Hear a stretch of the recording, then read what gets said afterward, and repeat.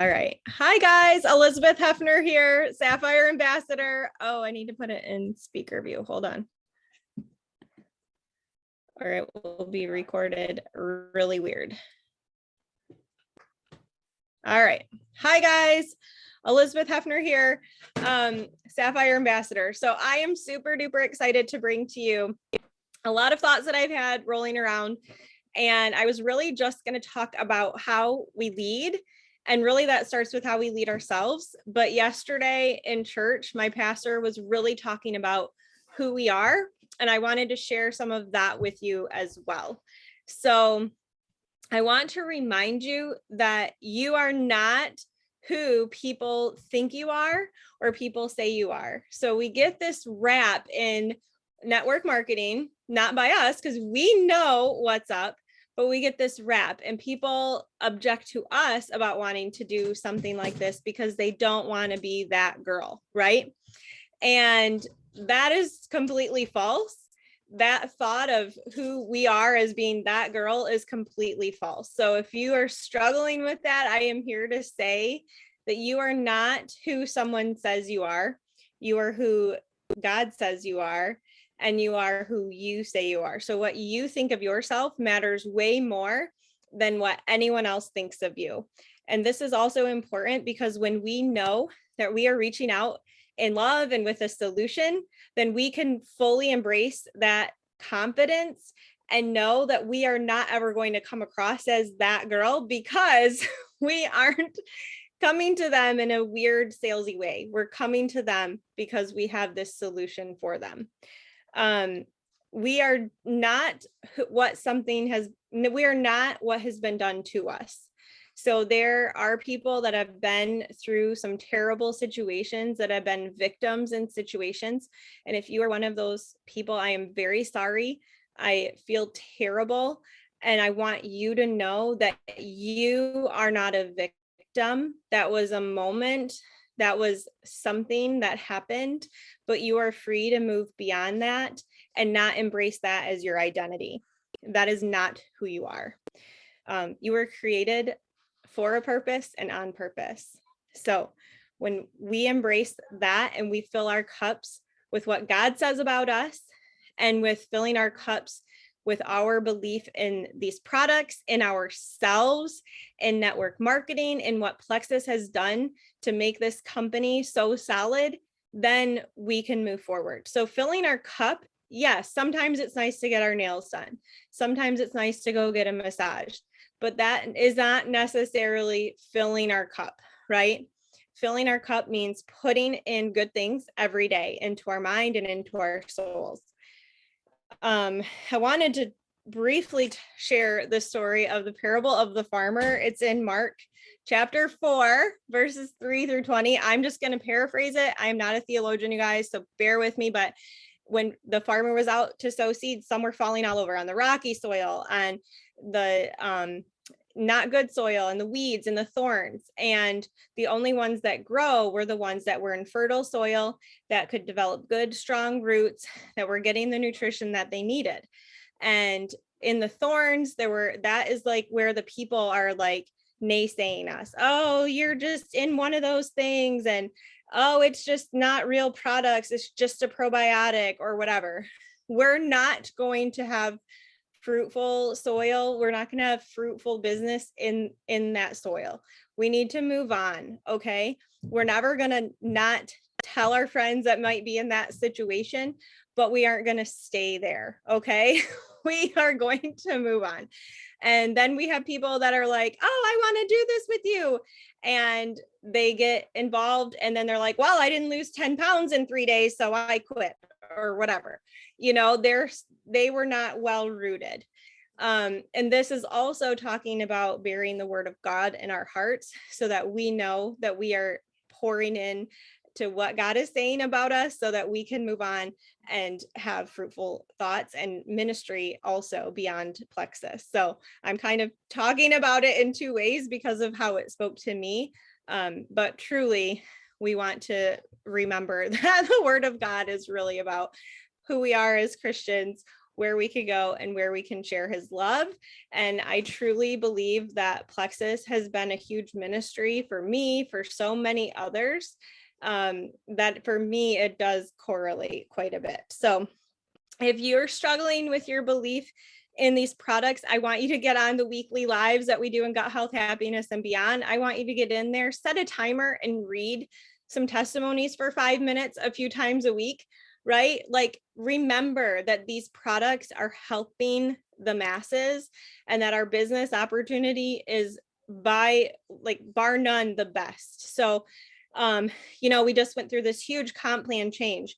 The reason that we did that is because Plexus has our backs and they want to make sure that our business will continue to thrive for the years coming forward. This was FTC getting involved.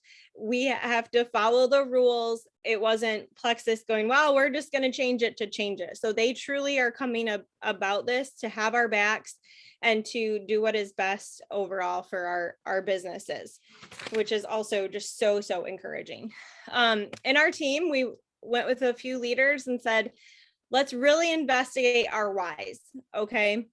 And, it's great. Well, I want to be debt free, but why? What does that truly mean for your family? We talk about our whys all of the time because we need to remember why we're doing this. And even as a Sapphire, we revisited our whys. Okay. Myself, a couple of my other Sapphire leaders, we revisited this. Why? Where are we going? Where do we want to go? Where is this vision that we're taking our families and our team? And what does that really mean? So I said, we started to visit this because I want my leaders to continue to invest in their why so that it can develop even further.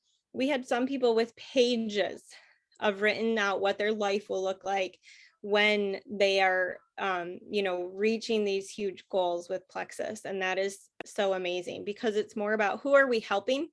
This opportunity is way beyond us.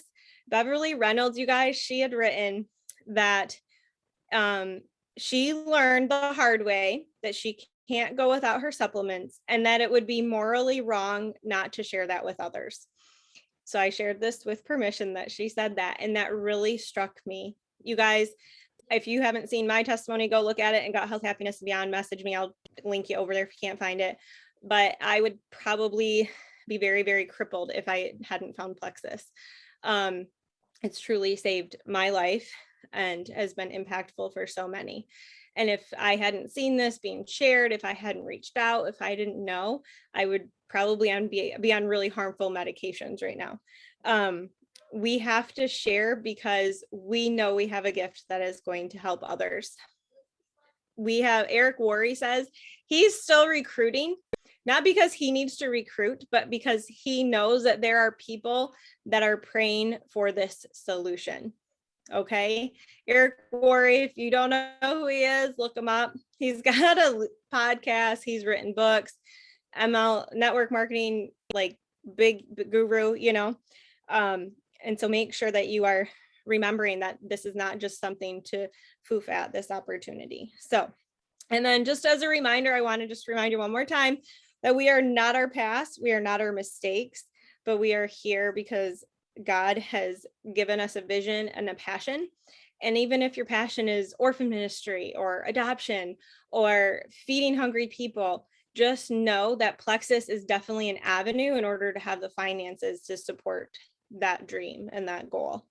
And we have a known God, and it's okay to trust in these unknown circumstances. It's all going to work out. So now that we know who we are, I want to talk about how we're leading. And we have to lead ourselves first. We have to lead ourselves well. How we are leading ourselves is going to be a direct reflection of how we are leading others. So if there's something that we want to do better, like this is your opportunity to lead yourself well. We want to develop our leadership identity. So like who we are as a leader. And it definitely starts in our mind. And once you realize that you are a leader, then your stature, your position is going to change. This is where you are realizing that you are responsible for your team. I don't care if you don't even have a join yet. You are a leader and you have responsibility, and that's amazing. Okay, this is a good thing. This means that we can take ownership of where our business is going, of where we spend our time, where we put our mind, right? This gives us this opportunity to be thinking of not just today, but we're thinking, okay, what about next week? Who else do I need to call? Who on my team needs help?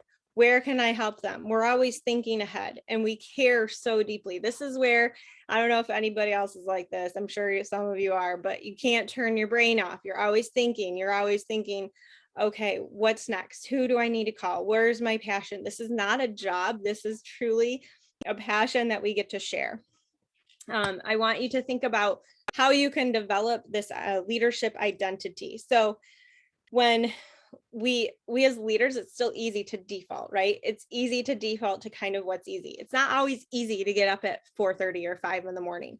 It's not easy to think about what we're going to eat. It's a lot easier to just grab something, or heaven forbid, go through a drive-through, right?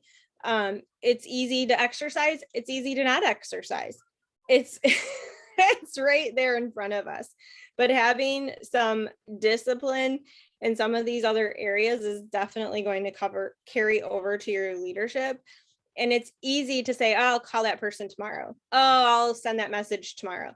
Oh, I'll watch that video tomorrow. I'll read that book tomorrow. That's all easy to say. And as leaders, we want to hold ourselves to a higher standard. Okay, we want to make that time for that. And it might be crazy. Your house might be being torn apart. You might hear banging and clanging and people scraping up your ceramic tile. Okay.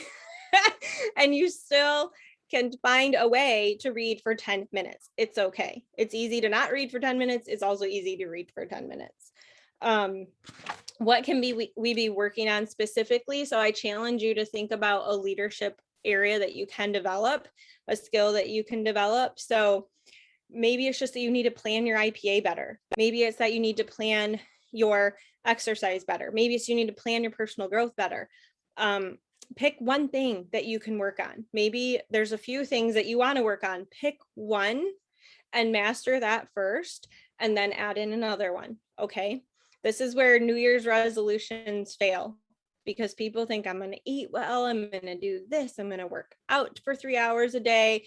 And 2 weeks in, they're done because they've just bitten off way more than they can chew. And, I want to be respectful and acknowledge that you're probably all very busy. You probably all have families or potentially jobs. I worked full time until this past May, you guys. Like, I was doing a lot of things. And so pick one thing that you can do, that you can identify, that you can perfect, and then pick another thing. Picking out how we're managing ourselves emotionally. This is something else to maybe pay attention to. So really think on this, think about it, make a plan, be really specific for where you're at. Think about how you react to certain messages, maybe, or react to your children, maybe, or your husband. Think about those things and then identify it, make a plan, and stick to it. Okay. So the other thing is thinking about what it is that we have coming in, what we let come in. So the other thing that we did with a group of leaders is we looked at time blocking. And I didn't say, okay, everybody, I want you to perfectly time block your life and schedule in your exercise and schedule in your IPA and schedule in all your stuff. No, I said, just simply look at where you're spending your time. See where the day derails, right? Maybe it's the witching hour between 4 and 6 when your kids are hungry, but you can't really feed them dinner yet because then they're hungry for a second dinner before bed, whatever that time is at transition from home from school or whatever. Maybe that's where your time is getting all fuzzy and you need to have a better plan. Maybe you are putting off your IPA and by the end of the day, you've watched 3 hours of Netflix and now you haven't done your IPA. So first of all, just pay attention to where you're spending your time. And then once you're tracking that, then you can take what you're seeing and see where you're wasting time or see where maybe you could do something better and time block from there. And also just give yourself some grace that time blocking is not going to be a perfect scenario the first time you do it. You're not going to write down, okay, I'm going to get up, I'm going to do this, I'm going to do this. It's not probably, I mean, if you're really good, maybe you can prove me wrong. Please message me your tips, but you may have to fine tune it. And that is okay too. I give you that. I want you to feel empowered that this is all about improving. It isn't about perfection. And this is also a way for you to go through something and see what's working for you so that you can help others. Think about what you're consuming. So are you watching a lot of Netflix that may not be adding value to your life? Are you getting involved with social media arguments that may not be adding value to your life? Are you watching a lot of news that is leaving you frustrated and overwhelmed? So looking at those things, and not that it's unimportant. It is important to be aware of what is going on in the world, but I want you to protect your mind and guard your heart and focus on what things you can do and where you can make an impact. Okay. So that is going to be your family, and that is going to be your Plexus team, and that is your future Plexus team. What if the world does shut down again? What about all these restaurant owners that are struggling? We have an opportunity for them to still have an income and helping people, even if their restaurant gets shut down. Okay. So it's definitely important to look at what is coming into our thoughts and where we're consuming. We talk, you guys, about health and wellness every day. We talk about this all of the time, health and happiness and wellness, and take your vitamins, and these are the best probiotics. And then we're over here letting our minds consume junk. So do you see where I'm going here? That you can't have it both ways. We want to be healthy in our minds too. So don't forget to be setting goals, actually setting goals for yourself, and make them challenging. Have SMART goals. That look up the SMART goals on the team page. I'm not going to go over it here, but you want to have things that are measurable and achievable and challenging and doable, but yet are still pushing yourself that little bit or a lot. Maybe you need to push yourself a little bit more. Make sure you're getting your positive affirmations in. Make sure you're reading your personal growth book, John Maxwell, Becoming a Person of Influence. If you've not read this, I encourage you to do so. Getting on calls like this, getting on our book clubs, getting into our team pages and watching videos that our diamonds have done before us, watching these trainings, get this into your minds. And again, working on a leadership strength, you can do that. So if you're trying to grow, you cannot just stay here where you're at and keep doing the same thing over and over again. That one, that's the definition of insanity. And two, if you truly want to grow, we have to either do more of what helped us get to this point of success. We have to do more, or we have to tweak it a little bit and do it a little bit differently and do a little bit more. If I went and did the same workout every single day at the gym, it's not necessarily going to change where I'm at. Okay. If I had a patient in the hospital, I worked as a PT in the hospital for many years. And if they said, I want to walk, but they have a broken hip, and we go to sit up on the edge of the bed and they're all tipped over here because their hip hurts, do you think I can teach them to just get up and walk? No, we have to go through a series of exercises and get them comfortable having weight on both legs and teaching them how to stand up and teaching them how to stand at the walker and teaching them how to use the walker in order to then walk. We can't just go boom and run straight through it. So we have to change what we're doing. We have to tweak it, and we have to improve on what we're doing. If you are struggling with leadership here and leading yourself, then again, I want you to find something that's new and unrelated to this business. Okay. So you can count your macros. Christina Williams talks about this all the time. Count your macros. If you count your macros, you're going to change your life, and it's going to carry over to your leadership and into your business. And I truly believe her. I joined a gym. I joined a HIIT gym. This is the girl who in Mexico a few weeks ago was like wobbling down the stair because my knee hurt because of my stupid arthritis that likes to give me issues every now and again, right? And I joined a gym where I have to jump and get up and down off the floor and do all kinds of crazy stuff. And I didn't think I could do it. All right. I did not think I could do it. And now I'm ready to sign up for a stinking year membership and just go every day. It's amazing because I challenged myself and it challenged my mind, and I'm a pusher. I will push myself. I push my kids, push myself. Like, I'm a pusher.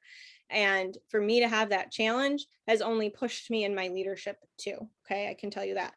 If you are scared of spreadsheets, figure out some time to spend in your back office and get comfortable with those spreadsheets of sorts, right?